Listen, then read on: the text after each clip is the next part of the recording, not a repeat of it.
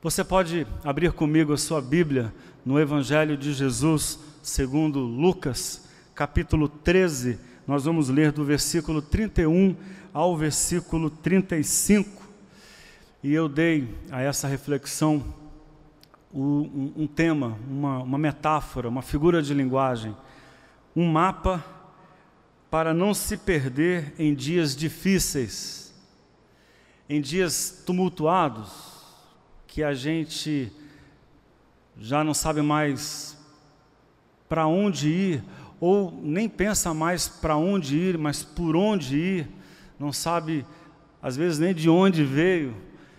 Nossas convicções, elas são fragilizadas, nossa capacidade de olhar para a vida fica perturbada, né? O nosso olhar para a vida fica embaçado em dias tensos, em dias que ameaçam a nossa vida.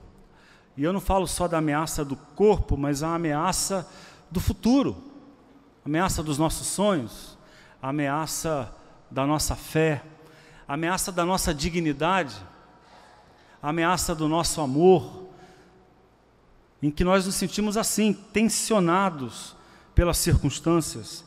E eu queria que nós olhássemos para Jesus, a sua vida, como um mapa existencial, que pode nos ajudar a seguir em frente, a não nos perder de nós mesmos, a não nos perder do que importa, a não nos perder da vida em dias difíceis como esses que parece que vivemos. Lucas capítulo 13, do versículo 31 em diante, diz assim a palavra do Senhor. Alguns fariseus vieram avisá-lo. Eu leio na tradução A Mensagem, a tradução contemporânea da Bíblia Sagrada. Salve sua vida! Herodes está à sua caça, ele quer matá-lo.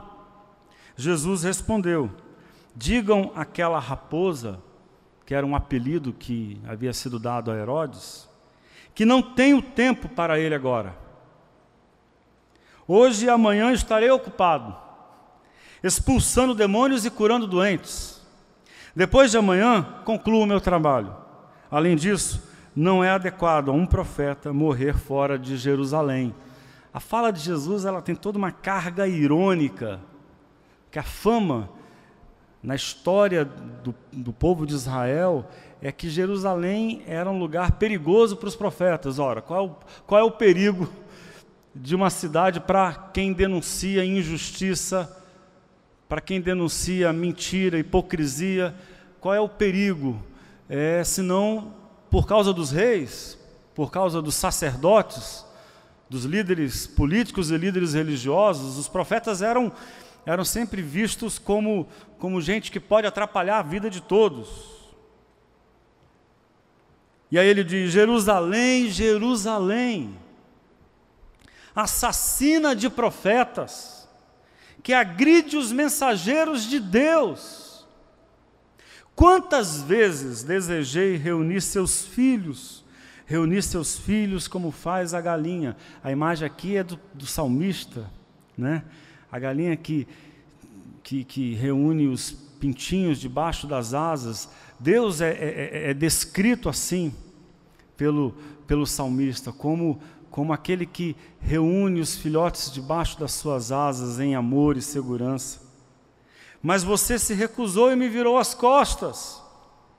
Agora é tarde demais, você não vai me ver outra vez, até o dia em que disser: bendito é ele que vem em nome de Deus. Amém. Olha a Deus comigo. Senhor, nós amamos a Tua palavra porque ela é uma janela que se abre diante de nós quando nós, pela fé, meditamos, quando nós, pela fé, nos deixamos conduzir em imaginação, em sonho, em meditação, janelas que abrem horizontes novos para viver, janelas que fazem incidir luz para dentro dos nossos corações, das nossas vidas, dos nossos pensamentos, Que seja assim, Senhor, e que nessa luz que incide para dentro de nós, haja cura. Cura para sentimentos que são confusos e por isso nocivos, e por isso adoecedores. Que haja cura, Senhor, para esses pensamentos que foram enfermados por aquilo que a gente experimentou na vida de luta, de sofrimento, de decepção, de frustração. Quantos pensamentos nós carregamos, às vezes, no nosso coração, que são pensamentos que foram construídos pela decepção e que atrapalham a gente, que tornam a nossa vida pesada, que estreitam o horizonte. A gente poderia ir mais longe, é assim que a gente se sente, Deus, mas a gente parece que tem menos fôlego por causa dessas ideias, desses sentimentos. Que haja pela Tua palavra hoje um bocado de cura, um bocado de saúde, Senhor, para os nossos corações, em nome de Jesus. Amém. Amém. Quando a gente lê os evangelhos,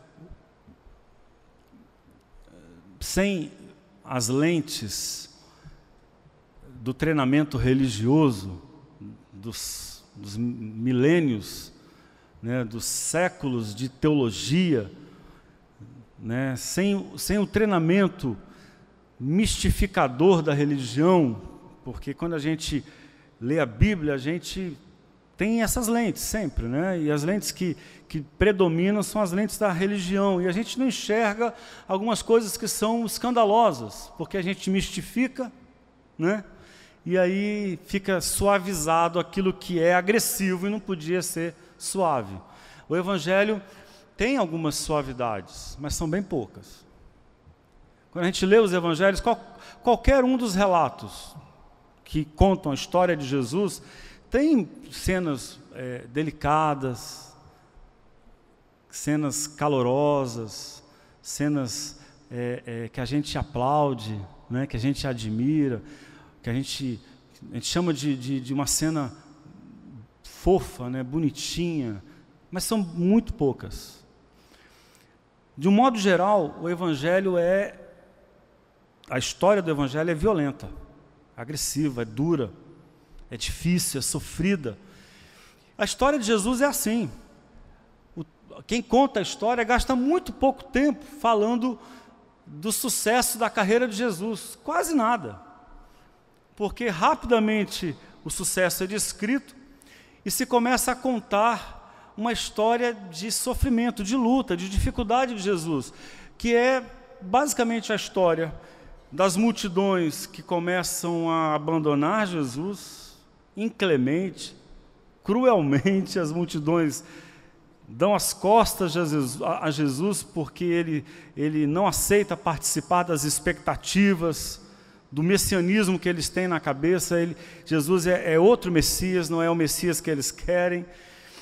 Há uma tensão entre Jesus e as multidões, ele se recusa a alguns processos, ele faz discursos duros, as multidões começam a ir embora, começam a rejeitá-lo, e aí se fortalece, né, as lideranças políticas e religiosas tramando contra Jesus, até que ele é vítima de traição, há uma trama cruel contra ele, sabotam a vida de Jesus, ele é preso e morto. E esse texto que a gente acabou de ler, ele parece descrever um ponto alto desse sofrimento do Evangelho, que é o sofrimento de Jesus, em que todo mundo já entendeu que Jesus vai ter graves problemas pela frente. Inclusive Jesus entendeu. E ele é avisado, porque ele segue a vida, apesar das ameaças que Jesus conhece, porque ele faz referência a Jerusalém que mata os seus profetas. Ele sabe que está num lugar em que a vida dele está sob ameaça, que ele terá problemas pela frente, ele sabe dos problemas que ele tem pela frente, mas parece para os discípulos e para muitos que o acompanham, não entender isso. E aí ele é avisado, Herodes está te procurando, Não faz muito tempo, Herodes matara João Batista, profeta, primo de Jesus, provavelmente, e o assassinara por motivos banais, os motivos imediatos, né? Um jogo de interesses na casa de Herodes, e a cabeça de João Batista é oferecida como prêmio numa bandeja de prata. Foi escandaloso. Jesus fez referência àquilo que aconteceu. Jesus sabe do problema, há um risco grave, mas o comportamento de Jesus, no meio dessa tensão,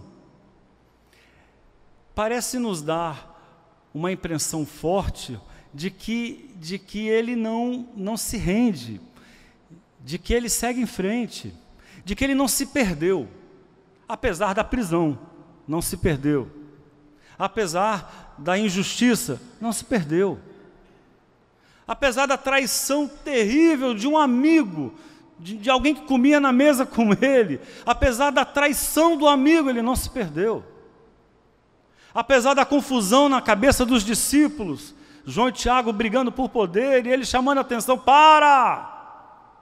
Não façam como os governantes deste mundo, que brigam pelos primeiros lugares. Não façam isso, vocês fazem parte de um outro reino. Mas Jesus não se perdeu. Apesar das ameaças, Jesus segue. E aí uma coisa que me chama a atenção, e eu queria que você caminhasse comigo aqui, é que esse Jesus que nos inspira, ele não vive uma humanidade heróica. Ele não é um mito, né? Ele não é alguém que parece intocável. Ele não é um ser alado, né? Quase alado, que anda acima das circunstâncias. Eu li um livro com esse título na minha adolescência, Como Viver Acima das Circunstâncias, né? É um projeto de vida ousado, né? Para lá de pretensioso, que ninguém vive acima das circunstâncias. Jesus não vive, ao contrário, ele vive imerso nas circunstâncias, ele sofre, a olhos vistos. E ele sofre no coração, ele tem medo. Jesus fica apavorado, aflito. Lucas vai descrever na cena do Getsêmani, Jesus com o espírito abatido, apavorado, e que sua gotas de sangue, numa tentativa de descrever o tamanho do estresse que ele está vivendo, e tem vontade de desistir, como eu e você, Jesus. Agora, quando a gente faz uma leitura mistificadora, a gente vai tentar arrumar um lugar para aquele: pai, afasta de mim esse cálice, que não seja: pai, eu não estou dando conta, que não seja: pai, eu não vou conseguir. Dá para não seguir assim? Dá para desistir? Né? Dá para desistir? Pai, afasta de mim esse cálice. É esse Jesus que nós vemos. Ele é alguém suscetível. E talvez por isso mesmo ele nos apresente um modelo de vida, porque ele é exemplar não como um ideal inatingível, ele é exemplar como alguém cuja vida é acessível para mim, me toca olhar para Jesus. E qualquer pensamento que eu tiver de Jesus, que tire de mim essa sensação de: dá para eu fazer também, essa sensação de: eu também posso, eu também consigo, dá para ser como Jesus, dá para ir com Jesus, dá para seguir seus passos. Qualquer pensamento sobre Jesus que não me deixe pensar assim, sentir assim, vontade de seguir o que ele viveu, que o mistifique a esse ponto, é contra o Evangelho, é uma leitura contra o projeto de salvação apresentado pelo discurso cristão, pelos Evangelhos. E aí a gente precisa olhar para essa história com essa percepção. Esse Jesus que é frágil, que chora, que tem vontade de desistir, que cansa, que se sente sozinho e fragilizado e chama os amigos mais próximos para estarem com ele, Pedro, João e Tiago, porque está assustado e apavorado, avisou Lucas. Esse Jesus, ele segue em frente, ele não se perde, ele tem um roteiro, ele tem um projeto de vida que torna a sua história uma história de redenção, uma história que me toca. E eu queria convidar você a pensar o exemplo de Jesus aqui como esse pequeno mapa, um pequeno mapa, para a gente não se perder em dias difíceis. Eu quero fazer algumas observações. Primeiro, não entregue sua agenda ao desespero. Olha para Jesus. A gente pode dizer isso. A tentação de entregar a vida ao desespero é enorme. É aí que a gente sofre com muita frequência. Mas Jesus age diferente. Apesar dele saber o tamanho da encrenca, ele sabe o tempo todo que a casa vai cair. Ele sabe que cedo ou tarde vai morrer, mas ele não entrega a sua agenda ao desespero. Quando ele é avisado de que Herodes quer matá-lo, a resposta de Jesus tem uma carga de deboche, de desprezo pelo discurso truculento, ameaçador de Herodes. Tem uma força anárquica aí de Jesus. Ele não se dobra àquele poder que quer esmagá-lo. Ele vai dizer: não tenho tempo para ele. Avisa para Herodes que eu não tenho tempo para ele. Eu tenho mais o que fazer que perder meu tempo com medo de Herodes. Eu tenho gente para cuidar. Eu tenho que expulsar demônios e curar pessoas. Eu tenho coisa mais importante que perder meu tempo com as ameaças e com o pavor que Herodes quer causar em mim. Nós com frequência entregamos a nossa agenda ao desespero, quando abandonamos o que sabemos e podemos fazer, que está ao nosso alcance, a gente sabe fazer, a gente pode fazer, mas parece que a gente se paralisa, perde o gosto, perde força, perde graça, perde desejo, perde sonho, perde energia emocional para realizar aquilo que nos encanta, que nos toca, aquilo que a gente sabe fazer. E Jesus, ele diz: eu não vou deixar de fazer o que eu sei fazer, o que eu posso fazer, porque tem alguém que quer me assustar, porque tem alguém que quer me sequestrar a liberdade. E aí a gente se esconde, busca o isolamento, desiste dos projetos. Nossos projetos ficam anêmicos. As nossas vocações perdem força. E nós abraçamos o pessimismo, jogamos a toalha. E aí a figura que me veio à mente, meditando nesse texto, foi a figura fantástica de Elias. Lá no primeiro livro dos Reis, capítulos 18 e 19, são um dos capítulos mais empolgantes da história dos reis, da história dos profetas. O rei é Acabe, rei a partir de Samaria, rei do reino do norte, porque Israel estava dividido em reino do sul e reino do norte. Elias é profeta. E Elias começa a história com um atrevimento, com uma atitude ousada, com uma coragem.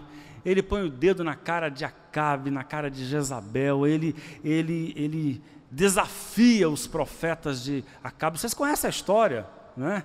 Ao desafio, Deus que responder com fogo, esse é o Deus verdadeiro, e tem ali dança, e tem um visual pirotécnico, né? E aí Deus responde com fogo, é o Deus de Israel, e uma multidão grita: só o Senhor é Deus, só o Senhor é Deus. Elias tem uma força assustadora, ele se atreve a desafiar Acabe, os profetas de Acabe, inclusive a indecisão do povo, porque o povo estava indeciso, se serviria ao Deus, né?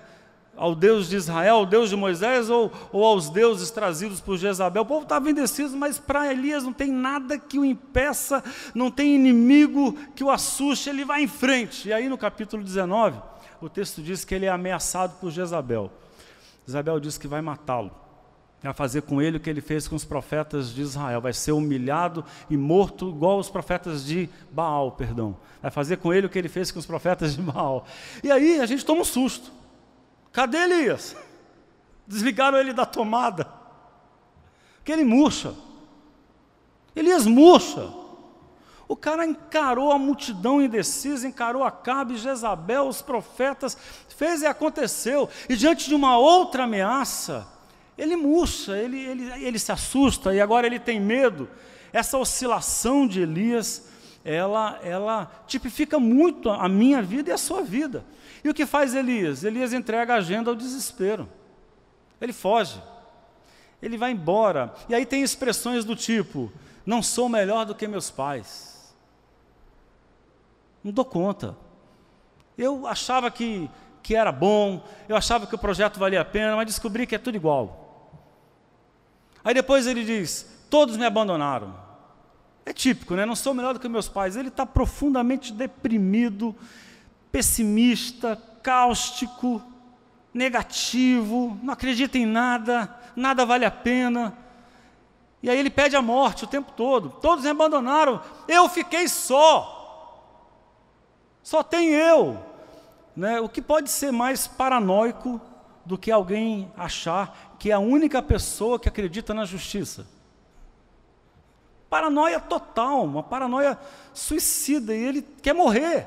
E aí ele vai parar numa caverna, e ele entra naquela caverna, e Deus se revela a ele, querendo que ele saia da caverna. Há toda uma poesia, um poema aqui, né, da nossa existencialidade, a gente que se encaverna no pessimismo, na depressão, na falta de fé, na incredulidade, na desistência, agora chega, acabou, e Deus é aquele que vai para tirar da caverna quem precisa viver. Deus é esse que sopra a favor da vida, para nos despertar nas nossas crises de fé e de vocação.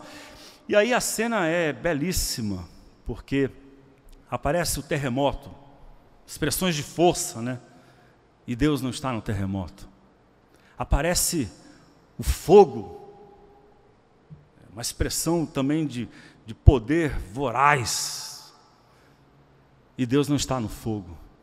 E aparece o vento forte que destrói montanhas, e Deus não está no vento forte. Deus não está nas manifestações de força e de poder. E aí aparece um cicio suave. Algumas versões dizem assim, né? Um assovio tranquilo, uma brisa delicada. É quando então Elias sai da caverna e se apresenta diante de Deus. Na delicadeza, na suavidade, de quem admite a sua fraqueza. Então, a solução, a saída, como em Jesus, não é um evento milagroso. A saída é outra, são percepções mais delicadas, que exige atitude, para a gente não se perder nesses dias que se levantam contra nós. E aí eu diria que Elias descobre duas coisas. Primeiro, ele descobre que não precisa de um grande milagre para seguir em frente. Ele descobriu isso, nem fogo, nem terremoto, nem vento, é um assovio suave. É uma outra relação com o divino.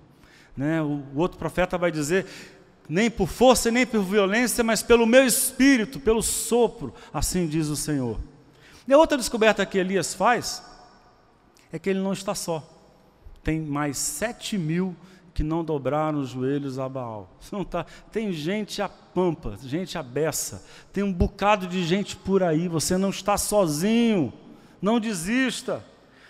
Parece que é assim que acontece comigo, com você, entregamos a agenda ao desespero, quando esquecemos o que importa em nossa jornada, como Elias, abandonamos a luta e nos encavernamos. Para Jesus, o que importa é cuidar das pessoas, é o que Ele sabe fazer, é o que Ele pode fazer. Pode não parecer o bastante, pode parecer uma água na chapa quente, pode parecer tão pouco, tão insignificante, mas é o que Ele sabe fazer, é o que Ele pode fazer, e é o que Ele vai fazer, é o que vale, é o que Ele sabe, é o que dá sentido à sua vida, à vida de Jesus. E aí a pergunta que eu preciso fazer a você é isso: o que é que você pode fazer? Apesar do medo, da apatia, do desânimo, das lutas, do cansaço, dos dias difíceis que estão à sua volta, o que você pode fazer?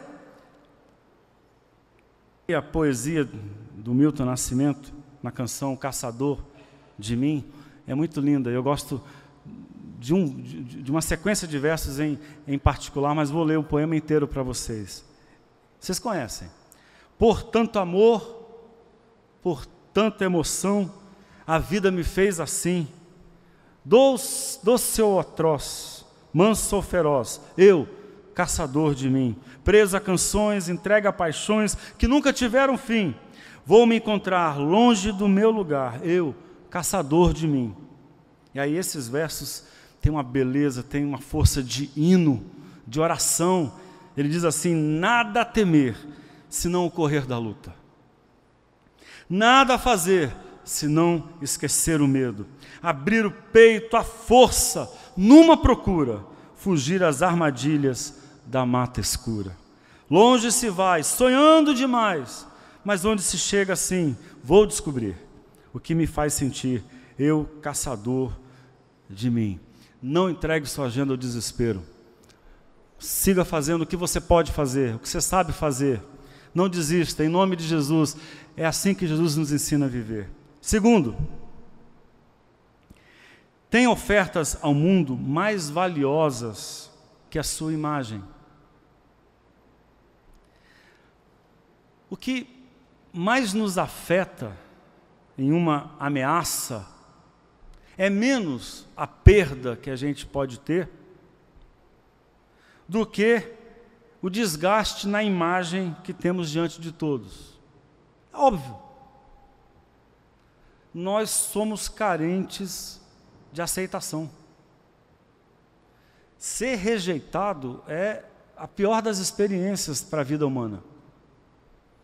Ver alguém nos olhar com reprovação, ver alguém falar de nós com suspeitas, ver uma pessoa pensar de nós ou dizer de nós algo que nos desgasta a imagem, que faz a gente parecer quem a gente não é, ou quem a gente não quer ser, ser vítima de calúnia, de difamação, de fofoca, de intriga, é horroroso. Eu não sei se você já passou por isso nessa vida.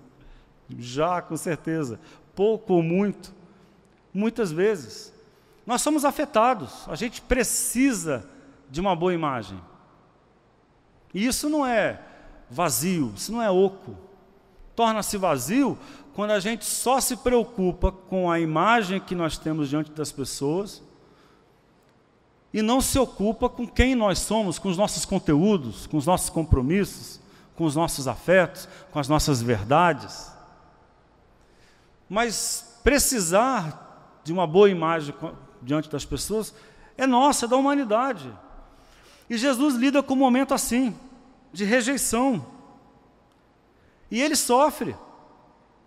Também o apavora, também é difícil para ele se ver nos olhos das pessoas como objeto de ódio, se ver nos olhos das pessoas como objeto de ameaça, como alguém que é mau, que deve ser eliminado,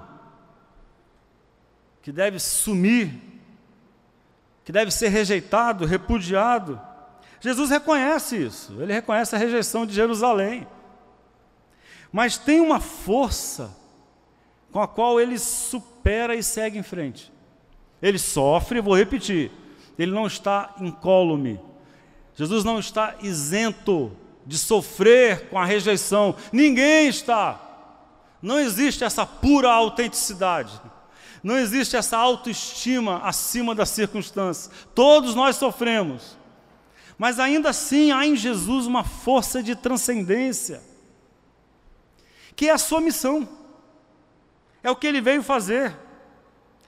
A rejeição de Jerusalém a Jesus não significa o fim do que Jesus veio fazer, ele vai continuar fazendo. Não significa o fim da sua missão. Ele não para porque sua fama parou. Jesus não desiste porque desistiram dele. Sua missão continua, mesmo quando o sucesso acaba. Ele segue fazendo. Há uma força na missão, nisso que a gente sabe que pode fazer pelo nosso mundo. Há uma força de transcendência que nos capacita a um novo fôlego, a uma nova energia, a uma nova atitude, a seguir em frente apesar de tudo. E talvez aqui a gente tenha a explicação de por que Jesus tão fragilizado, por que Jesus sendo objeto de traição, de perseguição, de sofrimento, ele segue, ele continua, ele não se perde. Por quê? Porque ele tem uma missão, a missão do Pai, a missão que veio do alto, a missão de amar, de cuidar das pessoas. É a resposta que ele dá para Herodes: eu não vou perder tempo com Herodes, eu tenho gente para amar, eu tenho gente para cuidar, e é isso que o move e o faz seguir em frente. Eu li a biografia de Nelson Mandela há alguns anos, Um Longo Caminho para a Liberdade. Um dos melhores textos que eu já li na vida. Por duas razões. Primeiro, porque o Mandela ele era dono de uma prosa deliciosa. Aquele proseador que te envolve contando história, com muita poesia, com muita delicadeza. É uma autobiografia, contada depois que ele saiu da prisão. E também porque ele é alguém que inspirou o nosso mundo. É um dos maiores ativistas dos direitos civis da história da humanidade. Ele se inspirou em Rosa Parks, em Martin Luther King, mas ele fez um pouco mais, né? Porque se Martin Luther King conseguiu, e Rosa Parks, e outros líderes, né, e ativistas pelos direitos civis dos Estados Unidos conseguiram dar um basta à segregação racial estabelecida institucionalmente, Nelson Mandela conseguiu se tornar o presidente da África do Sul, lutando contra o apartheid. E ele, depois de luta armada, de diversos envolvimentos, de mobilizações, ele terminou preso, passou 27 anos na prisão. E foi ali na prisão que ele desenvolveu, assuste-se, aquela que seria a habilidade mais importante para libertar o seu povo do apartheid, que foi a capacidade de negociação, de fazer acordo, de perdoar, de reconciliar, de compreender o outro. E ele chamou essa habilidade de a estratégia do cobertor. Eu achei a história muito bacana. Por quê? Na prisão, a situação era muito precária, os carcereiros tratavam a todos com muita violência, com muito ódio. E o que foi que pensou Mandela, quando ele, depois de algumas noites passando frio, precisando de um cobertor, em vez de eu ir me queixar ao diretor da prisão e aumentar o ódio e a revolta contra mim, eu vou me aproximar daqueles que estão imediatamente próximos, estão imediatamente cuidando de mim, os carcereiros, que é quem tem acesso ao cobertor e que pode imediatamente resolver o meu problema. Aí o que foi que ele percebeu? Que esses carcereiros, homens brancos, eram pobres, com pouca cultura, com muito sofrimento, expostos a muitos problemas e tinham diversas dificuldades, e ele era advogado. E ao invés dele entrar no jogo de ressentimento, de revolta, ele faz um outro movimento, ele se aproxima desses carcereiros e começa a ajudá-los como advogado. Começa a prestar consultoria jurídica para os carcereiros que estavam com encrencas, com problemas, com dificuldades, e ele conquista a amizade e também é cuidado por esses carcereiros. E ele diz, depois, que foi essa estratégia do cobertor que ele levou para fora, quando saiu da prisão. Porque ele entendia o seguinte: eu preciso entender a psicologia do inimigo, a psicologia daquele que me oprime. Para lutar contra ele, eu preciso entender o que é que ele sente. Ele diz isso, que ele se preocupou em saber por que é que aqueles homens eram tão violentos, por que os homens brancos da África do Sul tratavam com tanta violência a ele e outros companheiros. E aí ele se deu conta de que eles tinham medo, e ele passou a conversar com eles, mas do que vocês têm medo? E tinham medo da vingança do povo negro, tinham medo de perderem os empregos, tinham muitos medos.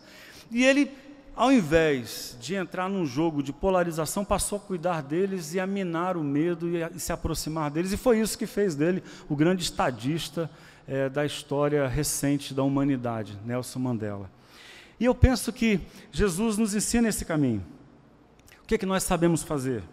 O que é que nós podemos fazer por aqueles que estão à nossa volta?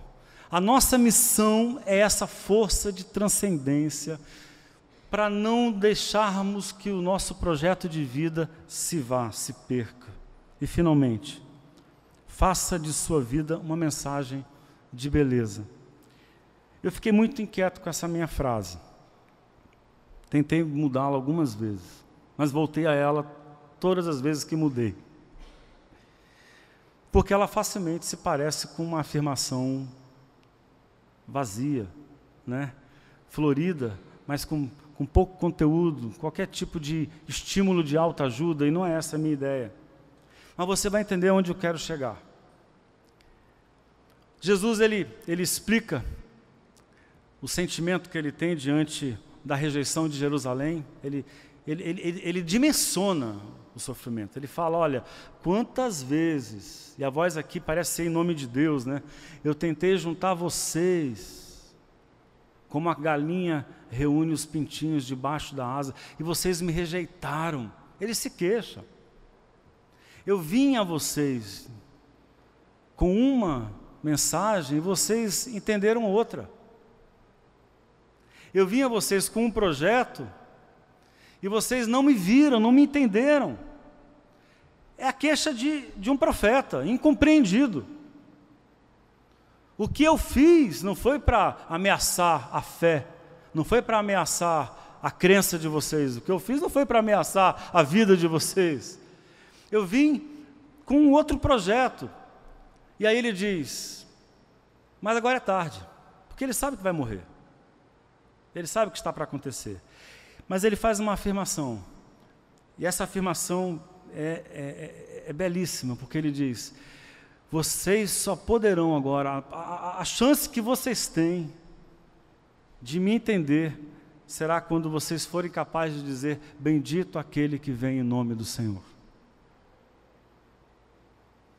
Assim que o povo entendesse que essa mensagem era a mensagem da sua vida, conseguisse finalmente entendê-lo, aí eles poderiam dizer, bendito aquele que vem em nome do Senhor. E a imagem que Jesus busca aqui, que ele traz para essa conversa, é a imagem do Antigo Testamento, porque é uma expressão do salmista, Salmo 118, verso 26. Quando o salmista fala da esperança do povo, de gente que traga justiça, de gente que traga paz, de gente que mude as coisas, de um povo cansado de sofrer com maus governantes, de um povo extenuado com a injustiça, com uma história de injustiça, de opressão. Esse povo é que clama por alguém diferente, alguém de quem eles dizem, bendito o que vem em nome do Senhor. Mas não apenas isso, a imagem que os profetas têm desse bendito que vem em nome do Senhor é maravilhosa. E ela é descrita, eu queria convidar vocês a lerem comigo, em Zacarias, capítulo 9, verso 9. Olha que lindo. E aí a gente vai entender por que Jesus chega em Jerusalém montado num jumentinho. Olha o que diz. Alegre-se muito, cidade de Sião. Exulte, Jerusalém. Isso é Zacarias, lá no Antigo Testamento. Eis que o seu rei vem a você, justo e vitorioso, humilde e montado num jumento, um jumentinho, cria de jumenta. Tá, pastor, mas qual é a beleza de vir montado no jumentinho? Qual é a graça disso? Porque os reis, quando chegavam nas cidades, montados em um cavalo, eles não vinham com boas notícias. Eles vinham para dominar, vinham para fazer guerra. Porque o cavalo era uma imagem de força, de conquista. Agora, quando um rei entrava na cidade montado numa jumentinha, ele não vinha fazer guerra. Ninguém vem fazer guerra montado num jumento. vem fazer guerra montada num cavalo, a cavalaria, com carros. Por isso o salmista diz, alguns fazem menção de carros e cavalos, mas nós fazemos menção do nome do Senhor. O salmista diz isso e nós cantamos na canção do Alisson. Mas Jesus não, ele vem nessa tradição, ele traz ela para si, montado num jumentinho, porque ele vem para a paz, ele vem para a comunhão, ele vem para a reconciliação, ele vem para o perdão. E aí Jesus se apega a essa é a mensagem da sua vida. E sabe quando vocês vão se encontrar comigo novamente? Sabe quando vocês vão finalmente me entender? Sabe quando vocês vão entrar em contato com quem eu sou? Quando vocês descobrirem essa mensagem. Porque essa é a mensagem da vida de Jesus. É por essa mensagem que ele vive. Uma mensagem de paz, de graça. E aí eu diria, nós também precisamos ter uma mensagem pela qual viver. Maior do que aquilo que nos acontece. Uma mensagem que nos dê força para continuar. Uma mensagem que justifique o próximo passo. Uma mensagem que influencie a próxima decisão que a gente vai tomar. Não as circunstâncias, não as aflições, não as decepções, não as frustrações, elas vão existir. E a gente não vai estar isento de nenhum sofrimento. Mas quais serão as forças que nos vão dar o poder de transcendência, de ir além, de seguir apesar dos problemas, de seguir mesmo que cansados, de não perder a fé, mesmo que desanimados, de não perder o projeto, mesmo que em fadiga. E aí Jesus parece nos dar o caminho, é uma mensagem pela qual viver. Essa mensagem ainda não foi compreendida pelo povo de Jerusalém, mas é por ela que Jesus vive. E ele tem certeza de que assim que esse povo compreender essa mensagem, esse povo se encontra com Jesus. E é essa a nossa esperança. É assim que nós também encontramos Jesus, a partir dessa mensagem, a mensagem do Evangelho, que não é a mensagem de um Deus que vem para dominar, mas de um Deus que vem para reconciliar. Não é a mensagem de um Deus que vem para se impor, com voz que apavora, mas a de um Deus que vem para nos convidar para perto, para ser amigo, companheiro, para se colocar ao nosso lado no desenvolvimento da nossa vida.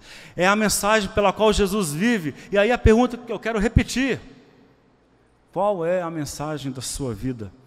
A mensagem que vai te dar poder de transcendência, de ir além, de seguir em frente apesar de tudo. Vamos ficar em pé juntos para orarmos ao Senhor.